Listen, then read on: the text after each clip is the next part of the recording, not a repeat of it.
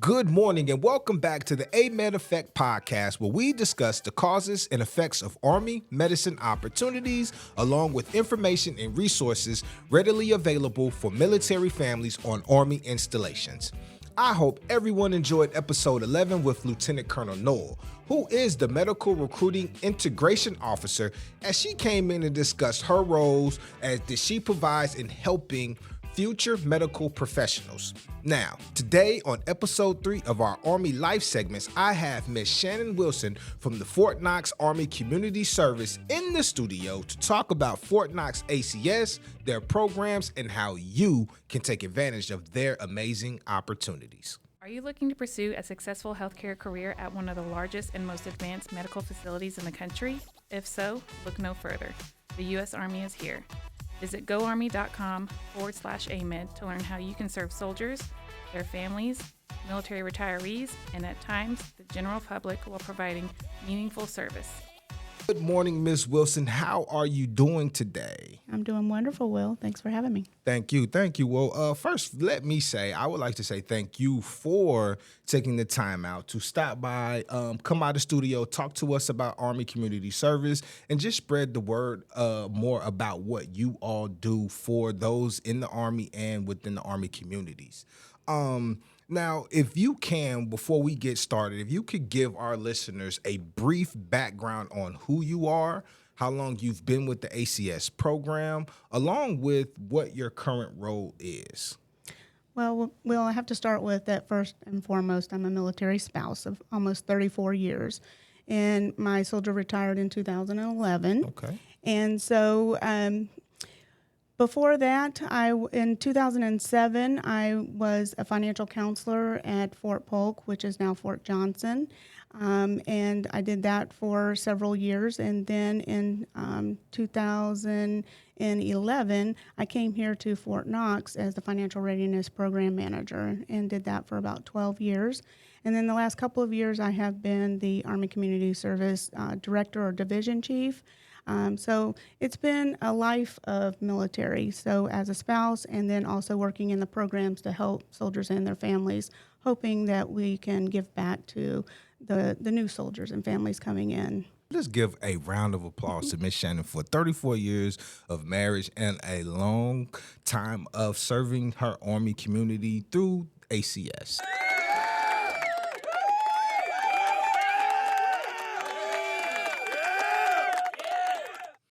Ms. Wilson, can you give us, myself and listeners, the primary mission of Army Community Service Program? Well, ACS is here to provide consistent and relevant services to enhance the soldier and family's life. So we provide all of their life skills and their education and prevention programs to help them to be successful in the Army. Okay. Now, on military installations, why is community service an important aspect of Army life for soldiers and their families? Well, community service is very important, but also building your community is very important. Mm-hmm. We're not near our families, and we don't have a support network. So ACS becomes part of that support network, and so when you're building your community wherever you are, then you're going to want to stop into an ACS or a military family support center. They're named different things on different installations, so it's important to make that first stop and get to know the programs there and ultimately build the community, build your network, and start with knowing what the resources are available to you, who are we partnering with, who are we working with, and network with the individuals that are actually in the military family support centers. Now, speaking of building community, ACS programs are intended to support and empower Army families within their on-post and off-post communities. Mm-hmm. What are some of the key services and resources provided by ACS? Well, we have over 13 mandated services that we must provide. And so we do have a laundry list of things that we do. However, information and referral is our number one. We're the answer people. So when you don't know where to find the answer, you don't know the information, you call ACS. And it's our job to find that information. If we don't know it, we're going to find it. We're going to look it up for you, but we probably already know it.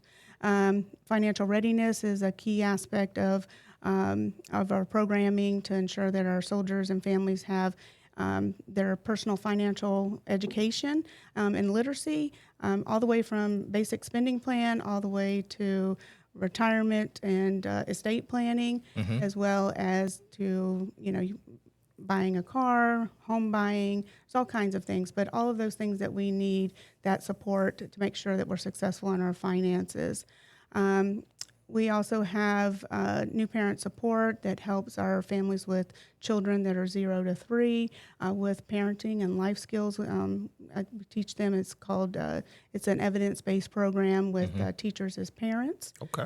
So that we make sure that our young parents are actually learning how to care for their children. They don't have their extended family near, so it's important for us to become that extended family and help them be that successful parent.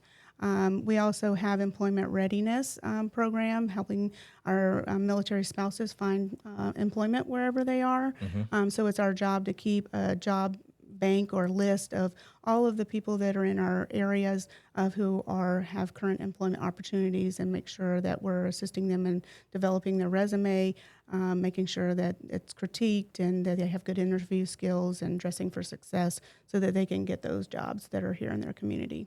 Oh man, that's great, man. You all do a lot of things. And speaking of some of the things, now you did mention a few when you talked about a few, but I'm going to name off some of the other ones, and I may repeat some of the ones that you have already said. But for those listening, I'm going to give you some more of the programs that ACS provides that are available for you all. So financial readiness, relocation readiness program, survivor outreach services, family advocacy program, exceptional family member program, or EFMP, new parent support program, mobilization, deployment, and support stability operations, victim advocacy program, Army Family Action Plan, Army Volunteer Corps, employment readiness, Army Family Team Building. Now, people who listen to this podcast may not know that these programs exist, or if they qualify to participate in these programs. Can you give a little insight on who can benefit and participate in the programs and services that are provided by ACS? Well, traditionally, it's our active duty soldiers and their families, retired soldiers and their families, National Guard and Reserves when they're on activated orders, or when they return from deployment, and they can utilize the programs for the year after that. And they can use it right up until when they get their orders as well, so they can prepare for deployment. And then our survivors of the fallen also get to utilize our programs. These are the survivors that they have lost their service members. Okay. So they can utilize our programs for as long as they desire. So it's up to them how long they would like to use our programs. And so our veterans and some of our transitioning soldiers that may have not retired, it is limited on space availability, but we do, let them come in when we have those spaces, especially for financial readiness and employment readiness, because we want them to be successful in their community. So if we have the space, then we will honor that. Now, throughout life, people tend to go through, everyday life challenges that these challenges, they weigh on both people mentally and emotionally. From your years of service with ACS, how has the program impacted the mental and emotional well-being of military families? Well, that's the beauty of the program, is that we're here to support their well-being. And by seeking or receiving our services, they're preventative and they're educational and they're guidant. They give guidance in reference to how to be successful, and it overall improves their well-being. So that will reduce that mental stress or anxieties or things that people have, because those programs are in place to reduce that. So it's very important for them to understand that they have a support system and network in programming. Throughout the years, technology has been evolving. When COVID happened, everyone really had to rely on technology to communicate with the public to continue providing services. In your opinion, how has ACS evolved over the years, especially when it comes to changing needs for military families and advancement in technology? Well, COVID taught us a lot. It did. And it forced us. It forced Yes. us into the age we're supposed to be in. And so, traditionally we were brick and mortar, face to face, in person, where COVID, said, hey, look, let's push these boundaries and we can do things virtually. We can be in a brick and mortar and still provide services virtually, remotely, and we do that on a consistent basis. Although we are in our building, we're there and ready to serve the walk-ins that come in our door, but we also have clients that aren't able to just walk in. They're at home with their children and they need a service, and so my staff is then working with them either phone, email, and also we have the use of Teams. So we have ability to do that, and we try to do our classes in a hybrid method so that if we have it in a classroom, that there's also the opportunity to chime in through the Teams. So we have advanced a lot, especially with our emergency financial assistance, where that used to be you had to come in person, then you would receive a check, and then you had to go cash it. Then we slowly advanced to where then it would get to direct deposit, so to speak, and that took a couple of days.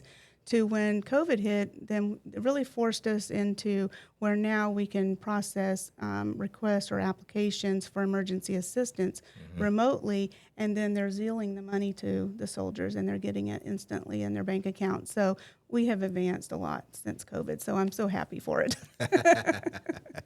On Army installations and outside of the gates of Army installations, there are local organizations that offer and provide services to military families. Are there any partnerships with local organizations or other military branches that enhance the services offered by ACS? We do have partnerships that we work with very closely. However, I always want to key in that the service members and the family should always start with ACS. And so we're going to provide the services that we're mandated to do, because that's what we are being paid to do. Congress actually says that, you have to do these things. And those are the 13 programs that you named off earlier. And so we want to start there. And then when someone needs additional services or something that we aren't able to do, we're going to refer them to that program, because we've developed either a memorandum of understanding or some type of partnership with an on-post or an off-post organization to provide that additional extended service. But always start with your military family support center and then go from there, because they're looking out for your best interest to make sure you're getting the ones that we're working with, because they're in an agreement with the commander to say that I will do this and I will work in conjunction with this service, and they're at a certain standard that they have to meet. Now, let me ask you this, because some people may not know. But say new soldiers, they're in the Army, they come to Fort Knox, but they live off post. We know that they are still able to utilize the services, but they may not know that they're able to utilize the services because they live off post. How do you all, is there a way to still get that information out there to them, saying, hey, we still offer these services for you guys, even though you're off base? Right. So, yes, all of our marketing, we do, encourage them to utilize their on-post resources. Now, if they are geographically dispersed, we want to make sure that they're going through the Military One source. Okay. That is the virtual ACS, basically. Okay. And so wherever they are, they can go on to Military One source, and then they'll have the same level of services, and those services will be virtual. And if they're near an installation, it doesn't matter what branch, they can go to that installation and receive that same level of service there. Okay. And so it might look a little bit different, like the name or something like that, but they have to provide those mandated services that Congress says that we have to, because all branches have to do that. Okay. All right. Now, change is inevitable as the world is constantly evolving. Are there any upcoming initiatives or changes to ACS that you're excited about? Well, we're always in the world of change, we've had so many new initiatives through the National Defense Authorization Act that we have been implementing over the past 5 years. And it's an ongoing, initiatives that we have to do. One that comes to mind right now is our financial literacy and milestones. And so soldiers have to complete career and life skill milestones, financial literacy training when they hit certain pivots. And so, for instance, if they get promoted, there's a financial literacy training to do that. If they're being, pre and post deployment, there's training for that. So there's everyone, marriage, divorce, having a baby, and it's been where we have to get out to the community and educate not only the soldiers but the commands on how important it is for them to do each of the levels when they meet those life or career points, so that they can because it has all the information in reference to that point in time in their life that they need financially to be successful for whatever it is. And so it's very important for them to actually do it and then document that in their training. And so the command has to keep track of that and everything. So we've been doing a lot of education about that and making sure that the commands are tracking, the soldiers are tracking, so that they can do that. And that has been one of our biggest push right now. There's others in family advocacy that we have been doing we've been doing a lot of work with our children and making sure that they have the proper resources. Some of the things that may have happened when we were in school are no longer appropriate. So we have to educate our professional staff and also our parents that this is not appropriate any longer, and these are the resources available for these things. So there's a lot of initiatives that we are currently working. And so they just come and we just continue to work them. So, it's ever evolving, should I say. Now, we talked about the DA civilians, that you all also offer services to DA civilians. Are they able to utilize all of the services, or is it just certain ones that the civilians are able to take advantage of? So some of the services are centric to the active duty population. So, for instance, the family advocacy, new parent support, exceptional family member, they are centric. But financial readiness, employment readiness, those things we do extend, because we want, no matter what, if it's an active duty soldier, spouse, retiree, DA civilian, we want them to be successful, because in order for them to be successful financially in their career as well, it makes them better people. Then they take better care of our soldiers and families, because they're working for them too. Right. You know, so we want them to be successful. So we do that, and they are our population. It's just that. So, for instance, if they had a special needs child and they needed some information in reference to the Exceptional Family Member Program, EFMP, of course, we're going to provide that and give them the information in reference to the community resources that are available and all of that. It's just that we would not be tracking them the way we have to track our active duty population with exceptional family members. Okay. We have requirements that we have to do with them. Okay, understood. Getting out in the community to support and volunteer is always a rewarding thing that people like to do. How can soldiers and their family members get involved with ACS, and how can they volunteer with the Army Volunteer Corps? So ACS, we have what is called the Volunteer Management Information System. It's called VMIS, where we track our hours. And so what we do is we make sure that those opportunities and position descriptions are all there in that system, so that soldiers can readily go in there and look and see, or family members can go in there and look and see what the opportunities are in their area. And so, but they can also go to an organization. You know, they know that Pick a Place says, you know, I have this opportunity to volunteer. Well, if they're not listed, then we need to get a point of contact so that we can create a position and get them in there. But there are numerous opportunities in the system already that says, hey, these are available, you apply.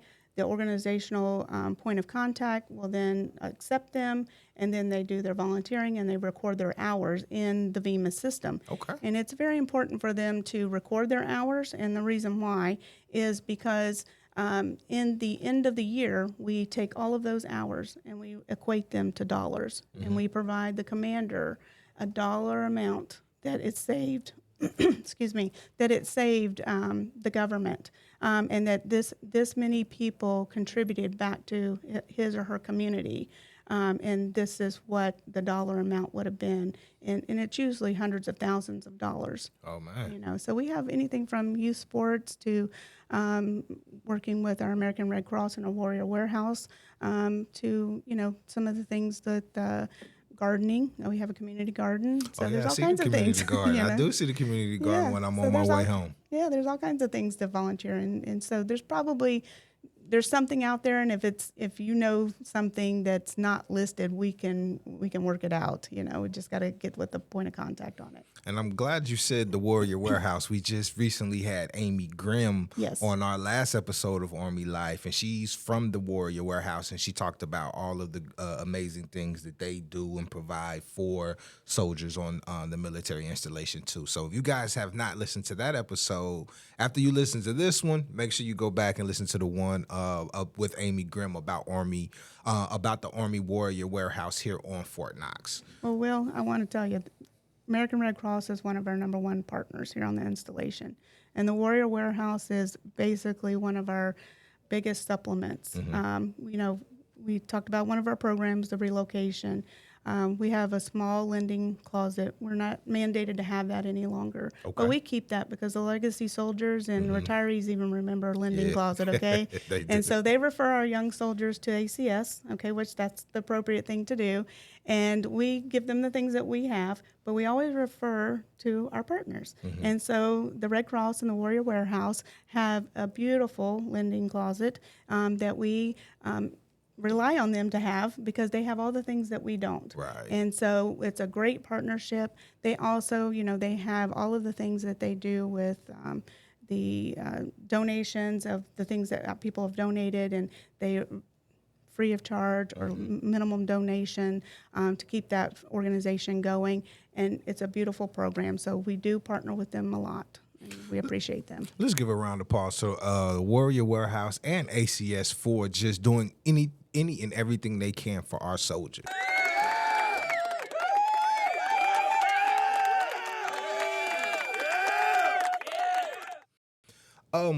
We have a lot of different soldiers here on the military installation, all different type of ranks, so on and so forth. What advice would you give to one of those soldiers who may be hesitant to reach out to you all and ACS about your programs and services? Well, not to wait, and don't wait till you're in crisis to reach out to us. We're here to help you. That's our job. That's what we've been hired to do, and we want to help you. And even if you were in crisis, we want you to reach out. But before then, let's get a handle on it. That's why we have the programs. They're here to help you. They're all voluntary services. So it's not mandated unless it's mandated by law.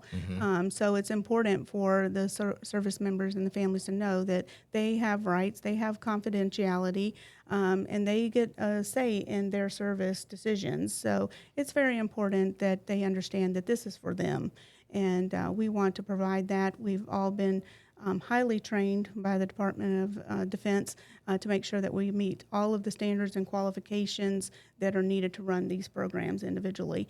And so we have the expertise and beyond sometimes that our outside counterparts do. For those who are listening to this episode and they want to do some more research and find more out about ACS, where can they go to find those resources? Well, they can go to follow us on social media, Facebook. You can just type in Fort Knox Army Community Service and we'll pop up.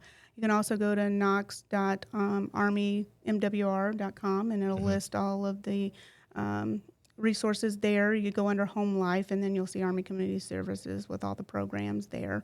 And you can also go to the Fort Knox homepage and it will link you back up to the MWR site as well. But every installation has the military family support centers, and so the programs are basically the same.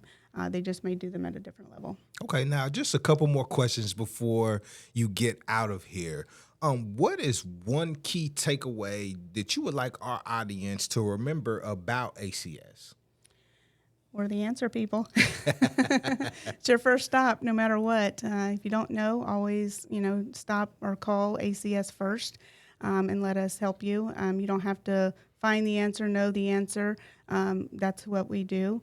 And even if you're not located here, we do have a lot of service members that travel through Fort Knox, and they still call back to Fort Knox to ask questions or to get linked up to wherever is closest to them. So it's, we're kind of that conduit sometimes with the geographically dispersed that kind of filter through here.